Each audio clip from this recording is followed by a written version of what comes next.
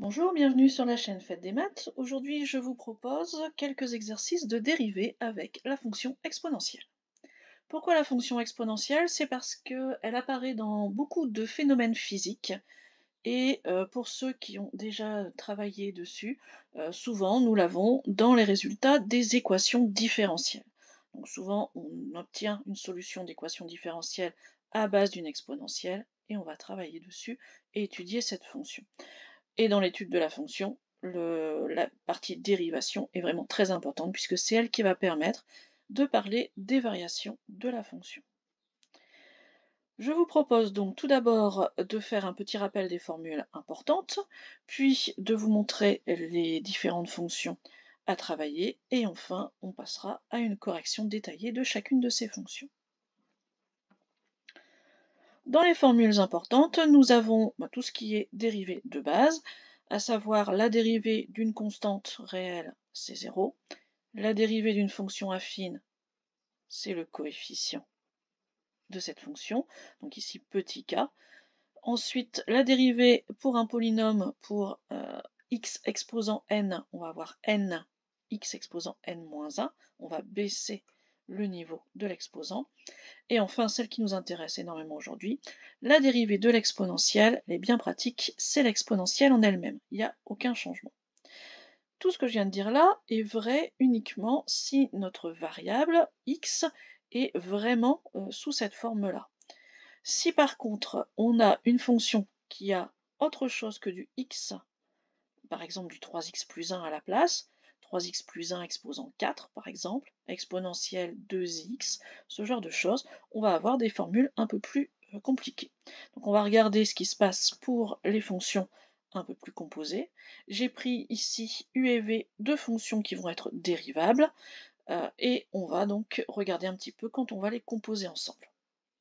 Petite remarque que je n'ai pas faite avant le premier tableau, c'est que toutes les fonctions qu'on a étudiées dans ce premier tableau sont dérivables sur grand R, donc c'est pour ça que je n'ai pas précisé l'ensemble de définitions de la dérivée.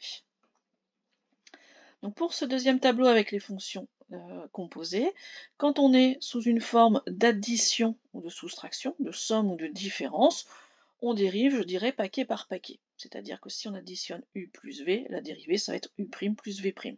Donc ça va être très simple, c'est ce qu'on fait assez naturellement.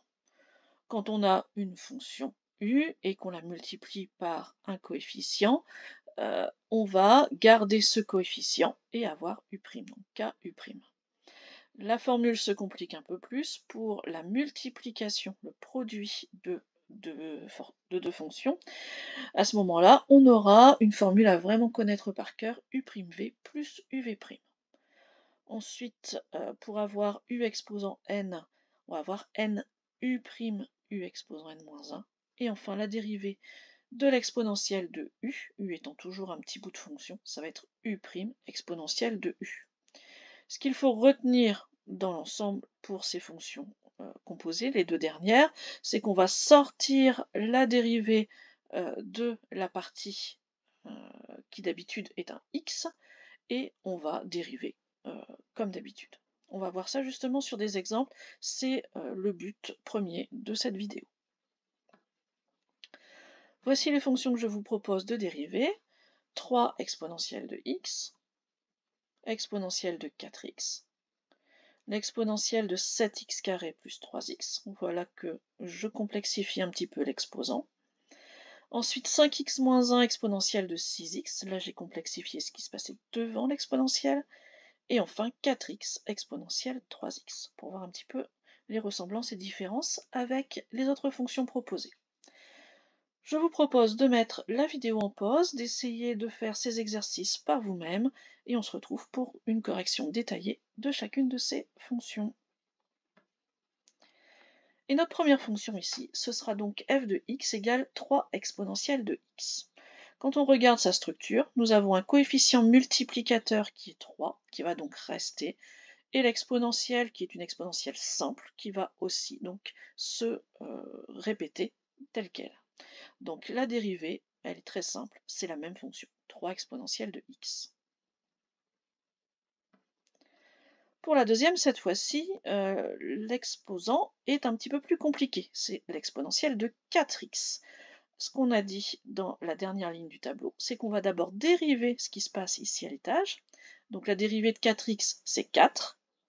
Et ensuite, on va réécrire l'exponentielle telle qu'elle. C'est le u' exponentielle de u. Donc on a ici 4 fois l'exponentielle de 4x. Donc ça, c'est le 4 qui est sorti de l'exposant. Et l'exponentielle de 4x qui s'est répétée à l'identique. On peut simplifier, comme d'habitude, le symbole de multiplication. Fonction encore un petit peu plus compliquée. Cette fois-ci, l'exposant, c'est 7x carré plus 3x. On va, comme précédemment, dériver ce qui se passe là-haut. Donc on va avoir du 14x plus 3. Et ce 14x plus 3, il va venir devant notre exponentielle. Et l'exponentielle, elle va se répéter à l'identique. Donc l'exposant va bien rester 7x carré plus 3x. On complique un petit peu les choses ici, puisque maintenant, ce qui se passe devant l'exponentielle est un petit bout de fonction. Donc ce n'est pas comme on avait déjà vu tout à l'heure avec le 3 dans notre premier exemple, c'est qu'ici, ce n'est pas un coefficient multiplicateur. C'est vraiment la variable qui intervient, donc il va falloir se servir de la formule u fois v. On va identifier, donc u ça va être notre premier morceau de fonction, donc 5x moins 1, et v notre deuxième morceau de fonction, exponentielle de 6x. On va dériver chacune d'elles pour notre formule. Donc la dérivée de 5x moins 1 c'est 5, la dérivée d'exponentielle 6x, on a le 6 qui sort, 6 exponentielle 6x. À ce moment-là, la dérivée est de la forme u'v plus uv'. On va recopier tout simplement, donc u' 5 fois v exponentielle 6x plus u 5x moins 1 fois v' 6 exponentielle 6x. La fonction ainsi présentée est déjà dérivée, mais on va quand même développer tout d'abord le 5x moins 1 fois 6, pour ensuite pouvoir factoriser par l'exponentielle. Donc quand on regarde, en x, nous allons avoir 5x fois 6, donc 30x. Et en nombre sans rien, on va avoir le 5. Pour la deuxième partie, on va avoir le moins 1 fois 6, donc moins 6. 5 moins 6, on arrivera à moins 1. Donc la forme optimale pour cette dérivée, c'est 30x moins 1 exponentielle de 6x. Je fais une petite parenthèse pour expliquer pourquoi, pour moi, c'est la forme optimale. C'est qu'ici, le but d'une dérivée, la plupart du temps, c'est d'aller étudier son signe pour avoir ensuite les variations de la fonction. Si on étudie le signe de la dérivée i' écrite sous cette forme-là, on a l'exponentielle qui est un nombre qui est toujours positif, donc il ne va pas intervenir, il ne va pas perturber notre signe. On n'aura qu'à étudier le signe de la fonction affine 30x moins 1, qui est assez facile à étudier avec nos connaissances antérieures. Dernière fonction que je vous propose, 4x exponentielle 3x. Ici, on est aussi dans la forme u fois v. Et pourquoi je l'ai mise ici alors qu'elle paraît plus simple que tout à l'heure? C'est parce que quand on est dans la fonction précédente, je vous la remets, 5x moins 1 exponentielle 6x, on voit le 5x moins 1 entre parenthèses. Donc, on sent que effectivement c'est une fonction qui est quand même un petit peu plus lourde à étudier. Or, dans cette fonction j, le 4x n'est pas entre parenthèses, il n'en a pas besoin, et on a souvent envie d'aller l'étudier comme si c'était un coefficient multiplicateur. Or, il y a bien le x en variable. Donc, on va étudier avec le u fois v à nouveau.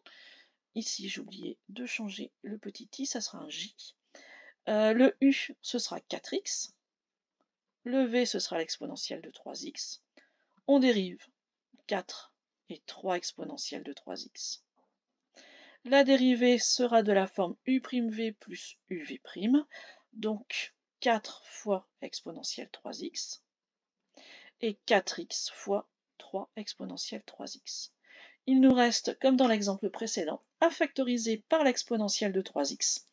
On aura pour cette partie-ci du 12x, et on aura pour cette partie-ci 4. Donc on sera à 12x plus 4 exponentielle de 3x. À nouveau, une fonction mise sous une forme qui peut être étudiée assez facilement pour le signe et donc donner les variations de la fonction j. Voilà, donc pour conclure, ce qu'il faut retenir sur ce genre d'exercice, c'est de connaître forcément ces tableaux de dérivés sans aucune hésitation, notamment le u'v plus uv', ce genre de choses. Ensuite, bien vérifier ce qui se passe et devant l'exponentielle et à l'exposant lui-même. Regardez si devant l'exponentielle c'est juste un coefficient multiplicateur ou si ça dépend de notre variable. Et pour notre exposant, vérifier si on doit dériver et sortir cette dérivée pour avoir la dérivée de l'exponentielle comme ici. Voilà, j'espère que cette vidéo vous aura aidé et puis on se retrouvera donc pour d'autres sujets. Au revoir.